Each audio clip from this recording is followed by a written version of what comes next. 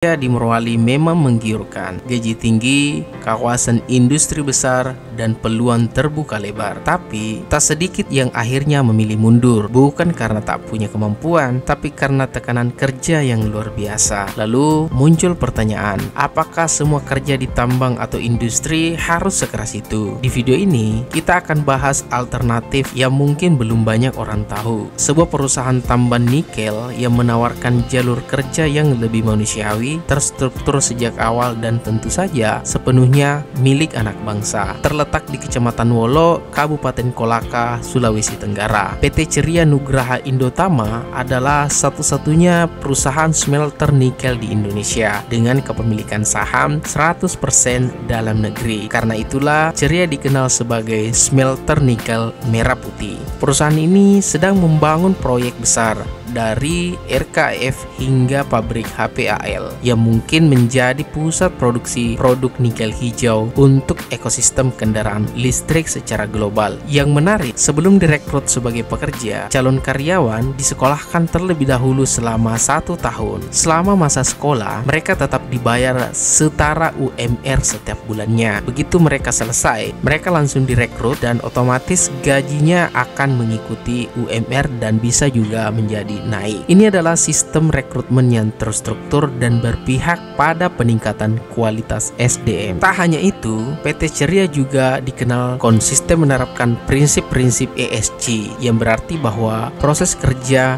mengedepankan keberlanjutan lingkungan, kesejahteraan sosial, dan tata kelola perusahaan yang baik. Buat teman-teman yang mencari tempat kerja dengan iklim yang lebih sehat dan jenjang karir yang jelas, PT Ceria bisa jadi pilihan yang tepat karena biaya hidup di sekitar PT Ceria, yaitu Kecamatan Wolo, juga masih stabil. Harga kos-kosan sekitar 1,2 hingga 1,5 juta per bulan dan kebutuhan bahan pokok itu sangat terjangkau. Berbeda halnya dengan di Morowali. Suasana daerahnya tenang, cocok untuk kamu yang ingin membangun karir tanpa tekanan berlebihan. Nah, PT Ceria bukan hanya sekedar tempat kerja, tapi juga bagian dari pembangunan berkelanjutan bangsa, dibimbing oleh Derian Sakmiwata Sampetoding, pengusaha nasional berdedikasi. Ceria bukan hanya membuka lapangan kerja, tapi membentuk SDM unggul. Jadi, masih bingung kerja di tambang atau industri? Mungkin sudah saatnya teman-teman pertimbangkan jalur karir di PT Ceria. Silakan simak video ini sampai selesai dan jangan lupa subscribe.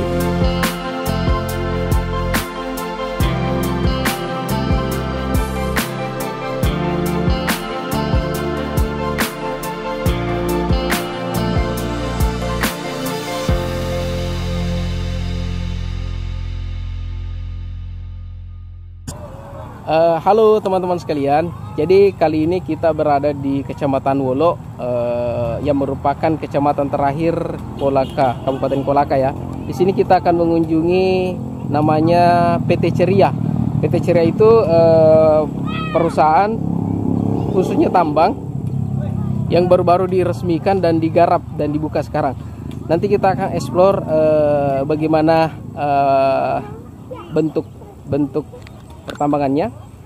Kemudian kita akan explore juga beberapa karyawan nantinya yang akan memberikan informasi-informasi khususnya bagaimana proses rekrutmen, biaya hidup, dan tentunya berapa gajinya ya.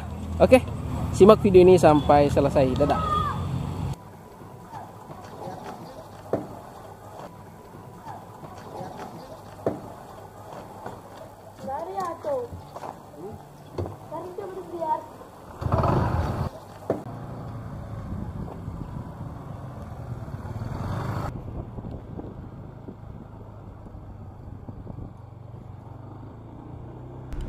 Perjalanan ini diawali dari kota Kolaka.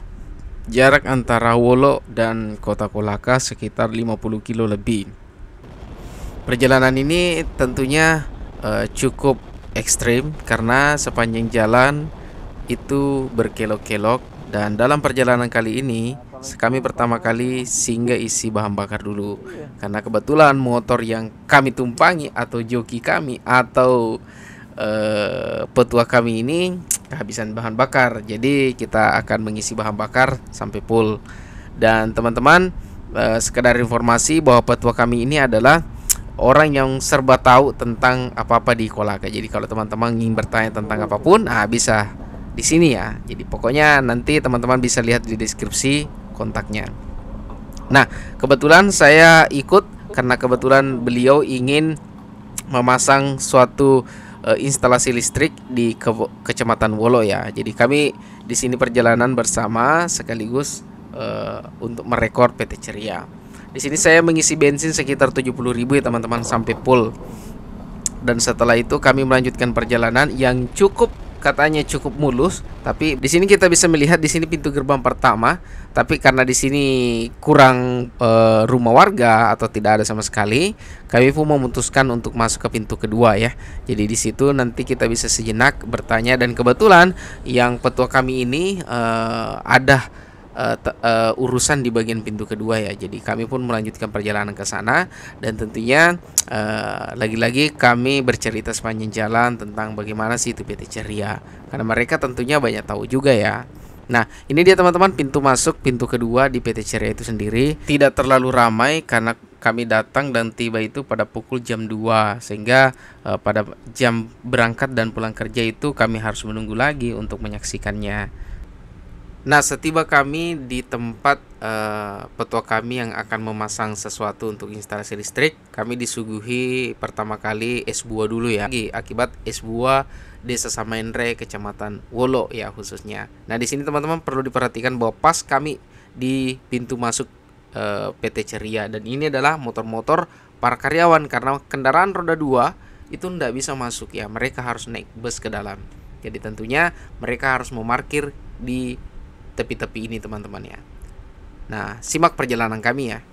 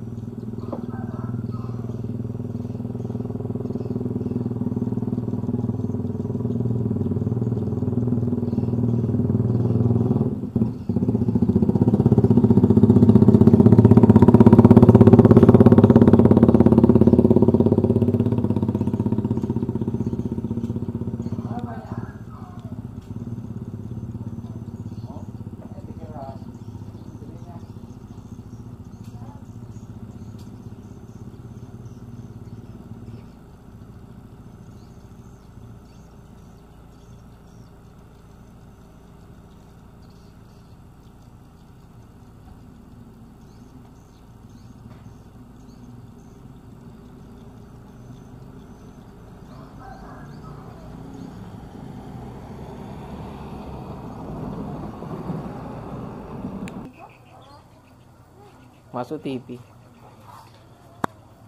Tak berapa itu kosnya itu? 1 juta? 1,2. Wih, Itu 1,5 itu. Yang kos Ali. 1,5 juta. yang mana kos-kosan di sini? Sampingnya itu Ali. Sa- Kamar. Oh, Afifah. sampingnya laundry di Iya.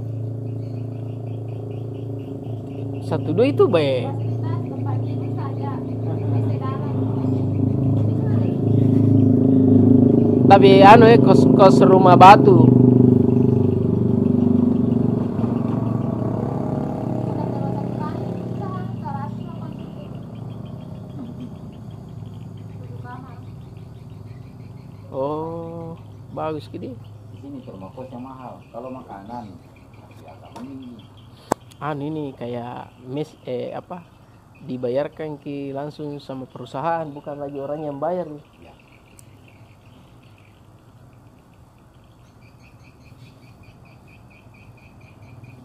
Bapaknya saya kira mau bangun rumah kos di samping.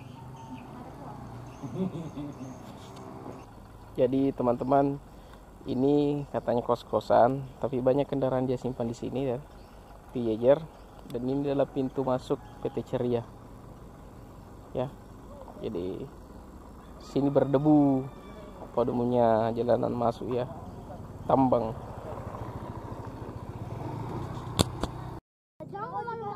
Orang Wolo asli ya? Oh, orang Bulukumba, oh orang Bugis. Iya orang Bugis.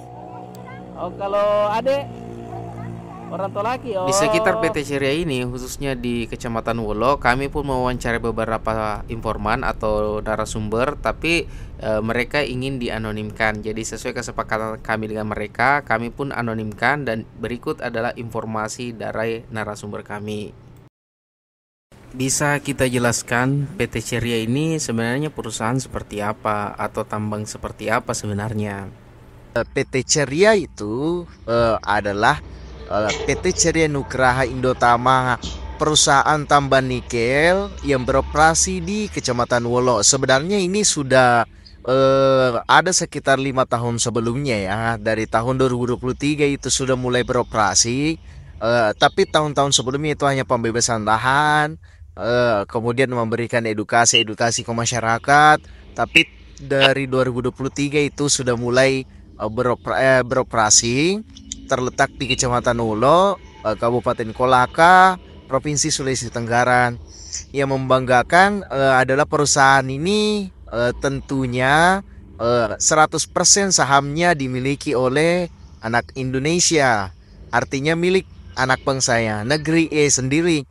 Makanya ada istilahnya itu di PT Ceria adalah smelter merah putih.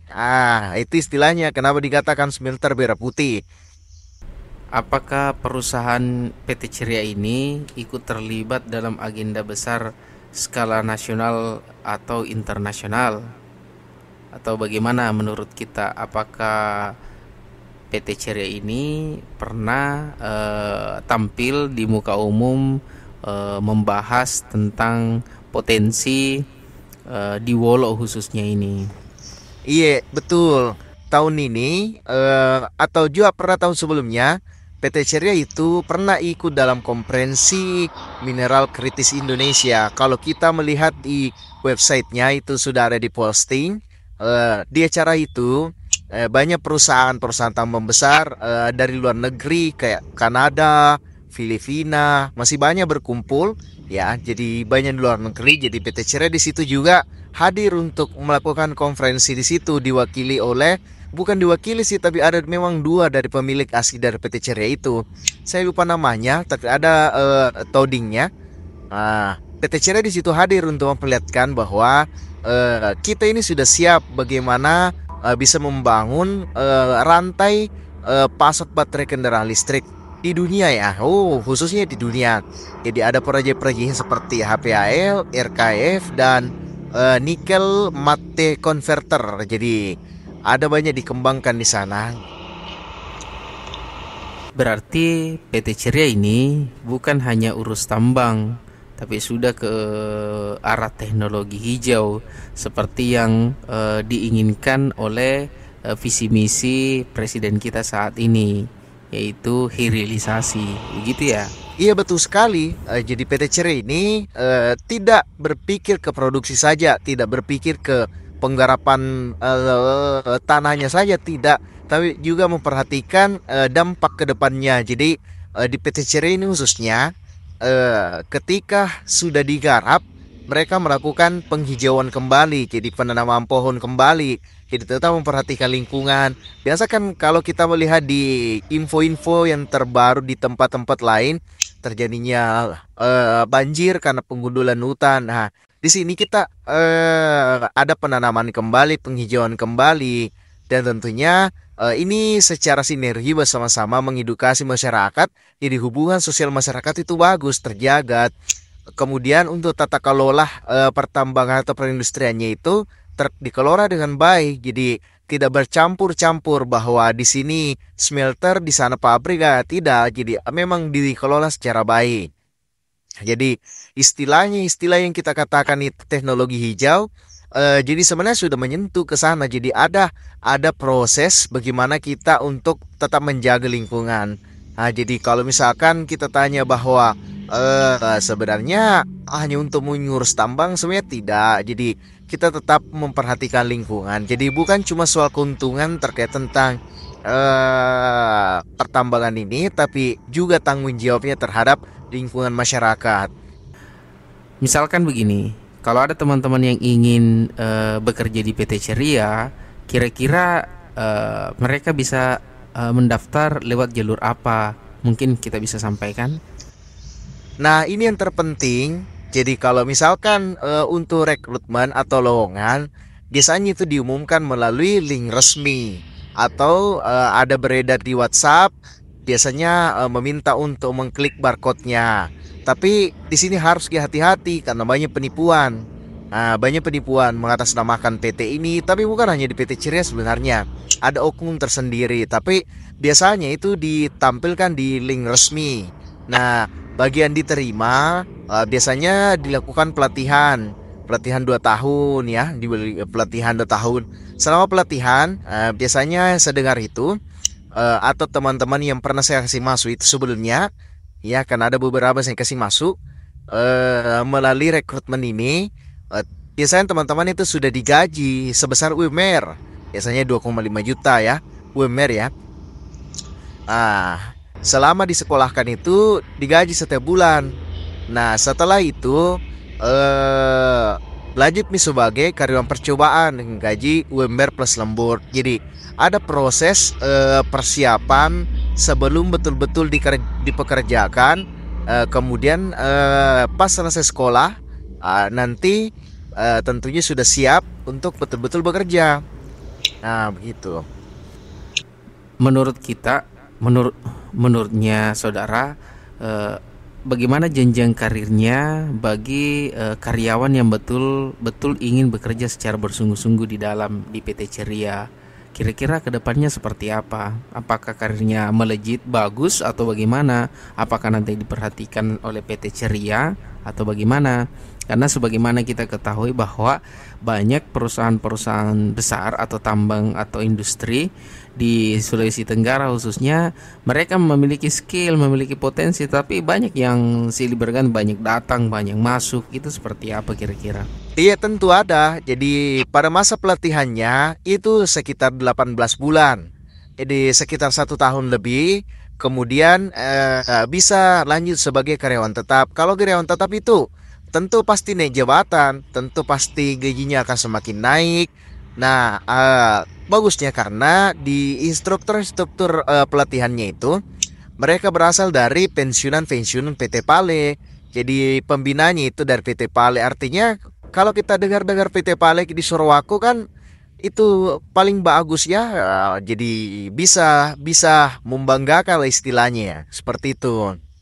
Kira-kira bagaimana sistem kerjanya di PT Ceria ini? Apakah seberat di Morowali? Saya kasih gambaran sedikit. Kenapa di Morowali? Karena Morowali itu tempat yang pertama saya datangi dan tentunya sangat kontras sekali menurut saya. Bayangkan belum masuk kerja mereka sudah harus bangun jam 3 subuh. Mereka berangkat kerja, padahal masuk kerjanya itu sekitar jam 6 sampai jam 8.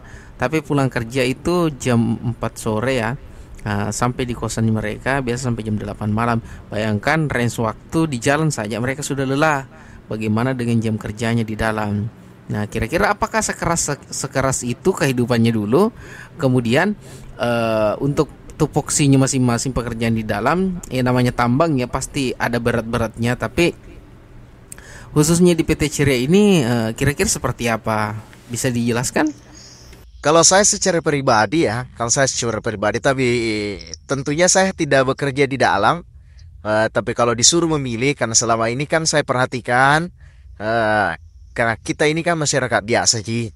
Jadi kalau misalkan disuruh memilih, kalau kita melihat bahwa di Morowali memang ternyata dari bahasa-bahasanya teman-teman itu keras. Banyak yang datang dan pergi, yang tentunya korban TikTok itu. Mereka datang ke sana, tapi pas ngerasakan keluar lagi. Toh, kan seperti itu. Tapi kalau di PT Ceria, jam kerjanya itu lebih tertata. Mungkin karena belum terlalu ramai juga barangkali ya. Jadi kalau mereka masuk jam 8 atau shift pagi, ya paling tidak berangkat tidak sampai seperti di Morowali jam 3 subuh yang belum ramai toh, mungkin seperti itu. Tapi kita semoga lah kedepannya tidak seperti itu ya. Kita hindari. Kemudian di sini di Ceria juga ada shift pagi dimulai jam 6. Jadi misalkan jam 6 kita bangun, biasanya tubuh kita ini masih bagus kita menyelesaikan. berbeda kalau misalkan bangun ke jam 3 subuh ya, seperti itu. Jadi tidak sama lah, tidak sama berat di tempat lain. Nah, menurutnya Bapak, nah menurut saudara, kalau soal tempat tinggal untuk para karyawan di sini, kira-kira bagaimana kondisinya? Berlanjut dari pertanyaan sebelumnya tadi, apakah layak huni ya? Kalau kita melihat di tempat-tempat lain seperti IWIP, IMIP, di sekitaran itu kan mereka ada yang bermukim di atas laut, kos-kosan di atas laut yang terbuat dari papan, kayak gitu. Mungkin di sini ada gambarannya bagaimana? Atau barangkali kita punya kos-kosan, Pak? Iya, saudara, iya. Kalau berbicara tentang tempat tinggal, harga kos-kosan, jadi dari ujung sana sampai ujung sini itu sekitar 1,2 juta, itu yang biasa. Tapi ada juga yang sampai 1,5 juta. Kalau yang 1,2 tersedia kasur, kipas angin, dan tentunya pakai air pump ya. Bukan air pump, maksudnya air tower maksud saya gitu. Kemudian di sini banyak tempat makan. Warung-warung masyarakat kan otomatis menjual makanan kalau misalkan kita mau berangkat kerja pulang ya, begitu. Sebenarnya di sini tidak terlalu jauh di pusat kota. Ada namanya di situ kota Kecamatan Wolok ya. Itu sebenarnya bagus sekali. Tapi hidup di sini cukup nyaman lah kayak gitu. Nah, itu terkait tentang lingkungan sekitar. Saya menuju ke bagian agak krusial sedikit. Ini menurutnya kita ya, menurut saudara, kan yang namanya tambang atau industri ya, sebagaimana yang kita ketahui bahwa selalu pasti ada resikonya. Itu tidak bisa dipungkiri. Ada dampak positif, ada dampak negatif. Nah, khususnya di PT Ceria ini, kira-kira menurutnya saudara, apa saja sih yang bisa terjadi nanti ke depannya, dampaknya, dan bagaimana sih sebenarnya caranya agar dampak itu bisa diminimalisir lah, seperti itu. Paling tidak kita kurangilah, begitu maksud saya. Cocok. Memang yang namanya pekerjaan tambang atau industri itu pasti ada risikonya. Yang namanya risiko kerja, risiko lingkungan. Tapi baik dari sisi keselamatan kerja maupun lingkungan, di sini kita harus nilai bahwa di Ceria itu tentunya diperlakukan secara manusiawi, tidak dipaksa secara berlebihan. Mereka atau di PT Ceria ini menjaga ritme pekerjaan kita agar tetap dapat diikuti oleh tenaga-tenaga lokal, karena tentunya di sini diprioritaskan juga orang-orang lokal dulu direkrut. Kalau memang tidak ada sesuai dengan persyaratan yang dibutuhkan seperti sertifikat keahlian ya, makanya kita bisa mengambil di luar. Seperti itu. Terus masalah tentang dampak lingkungan, paling tidak dengan melakukan penanaman kembali itu sudah mengurangi resiko sebenarnya. Dan dukungan masyarakat juga harus sebenarnya penting. Nah, karena yang paling pertama diuntungkan juga adalah masyarakat, karena mereka merasakan langsung dampak yang akan terjadi. Jadi tentunya harus ada hubungan baik antara PT Ceria dengan masyarakat, seperti itu. Paling tidak kalau misalkan setiap hari-hari tertentu diadakan semacam pertemuan khusus, mungkin ada agenda tersendiri dari PT Ceria. Kita akan melakukan penanaman atau penghijauan apa dan semacamnya, seperti itu. Kalau berbicara tentang orientasi,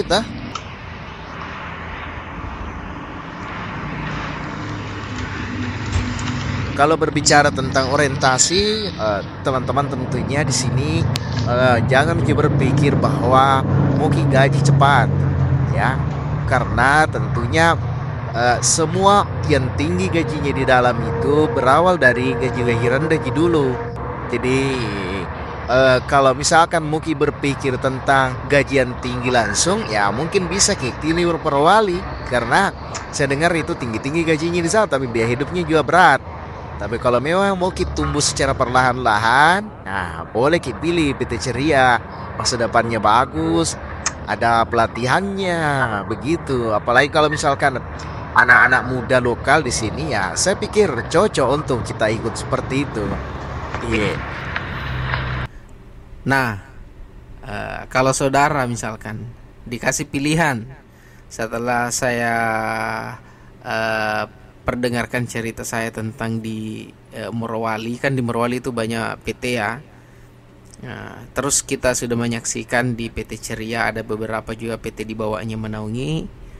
Kalau disuruh kita memilih, kita mau pilih yang mana? Di Ceria Wolo ini atau di perusahaan yang ada di Morowali? Kira-kira menurut kita secara pribadi mau kemana? Kalau berbicara tentang orientasi, teman-teman tentunya di sini jangan berpikir bahwa mau gaji cepat, ya, karena tentunya semua yang tinggi gajinya di dalam itu berawal dari gaji rendah dulu. Jadi kalau misalkan Muki berpikir tentang gajian tinggi langsung, ya mungkin bisa pilih Morowali, karena saya dengar itu tinggi-tinggi gajinya di sana, tapi biaya hidupnya juga berat. Tapi kalau memang mau kita tumbuh secara perlahan-lahan, nah boleh kita pilih PT Ceria, masa depannya bagus, ada pelatihannya, begitu. Apalagi kalau misalkan anak-anak muda lokal di sini, ya saya pikir cocok untuk kita ikut seperti itu. Iya. PT Ceria bukan hanya membuka lapangan kerja, tetapi juga membuka harapan bagi masyarakat lokal. Mereka serius dalam membangun tambang yang lebih bertanggung jawab dan berkelanjutan.